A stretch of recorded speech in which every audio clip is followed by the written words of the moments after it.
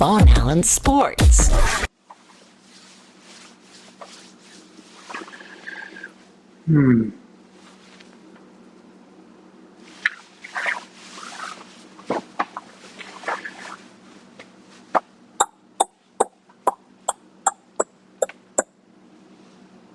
Yeah. Well,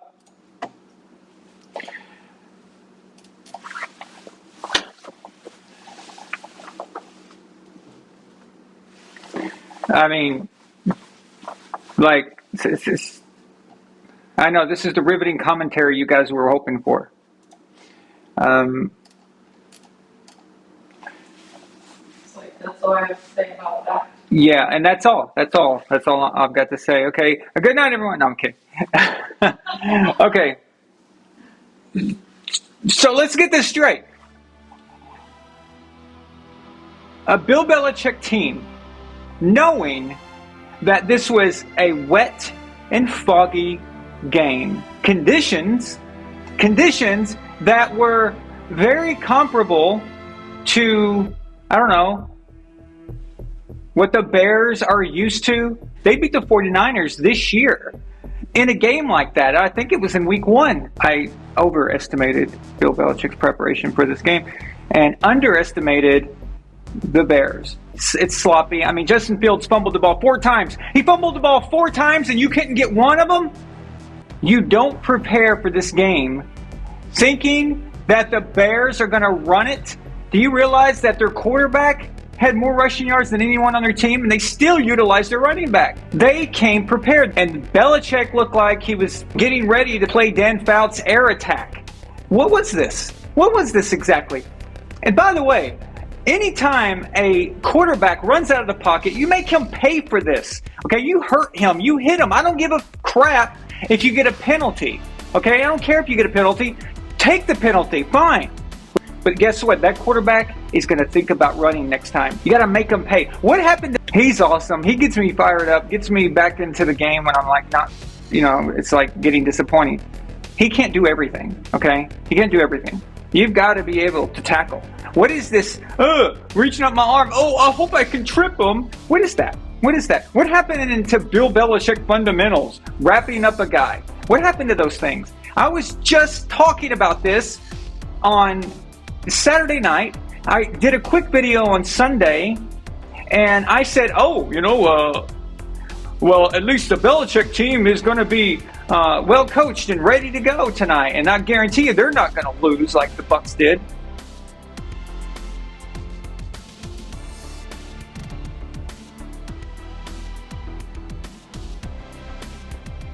What's the deal? Matt Patricia, you're an idiot. Matt Patricia is a freaking idiot. I don't care. But Aaron, he's a rocket scientist. He wears a little pencil over his ear, so he's really smart. He sucks at offensive scheming. Sucks. Absolutely sucks. And I don't even care. Don't even mention Joe Judge. What does he know about offense? Freaking punting coach. All right.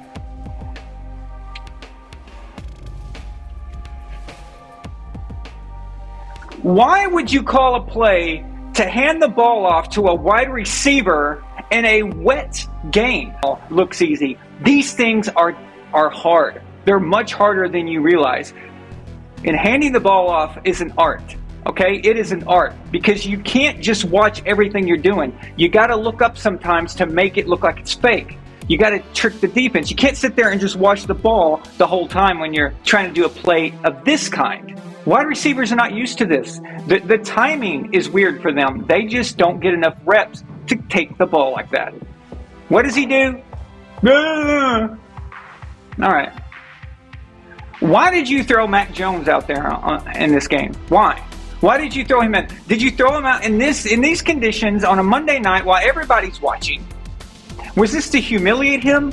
To make him look stupid or something? He's been away, okay? So your Nama Chavez sends a $5 super chat and says, disgusting. Luke sends a member super chat, 21 months of membership. Thank you so much, Luke. I really appreciate that, man. He says, this loss is on me for guaranteeing a Pats win.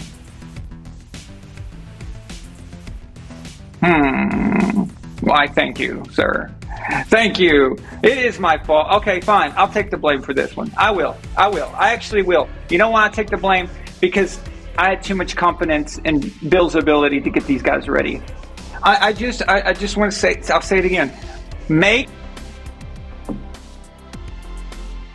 The Bears out-schemed Belichick today. That's what happened. Let's just be honest. This is what happened. I started to wonder, am I watching a Bill Belichick team? Like it was looking kind of weird there. I really believe that Bill wanted to pass George Halas.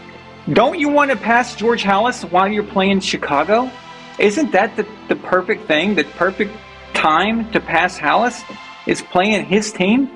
I've told you guys this so many times. I don't mind losing. Losing is a part of the game. If you don't lose, then the wins don't mean it's not just Tom Brady's team. It's a league-wide problem, right? But still with Chicago. Apparently so. Apparently that's kind of his kryptonite. If he's playing Nick Foles, he suddenly forgets how to coach. So maybe there's something to that. Media being so terrified of him. They need to ask him direct questions and he needs to answer. Okay? Those days of not answering, not saying what's going on, or not explaining things, that was okay when you're winning Super Bowls and you've got the GOAT, Tom Brady, as your quarterback. But now things have to be answered. Okay? And I'm really getting sick of this game. I'm sick of this thing. It's a gimmick now. It's no longer something that we can just keep ignoring and keep saying, okay, it's all right. No. He needs to start answering questions, and the press needs to start asking him really difficult questions. Caesar Gee, was Mac Jones' leash too short?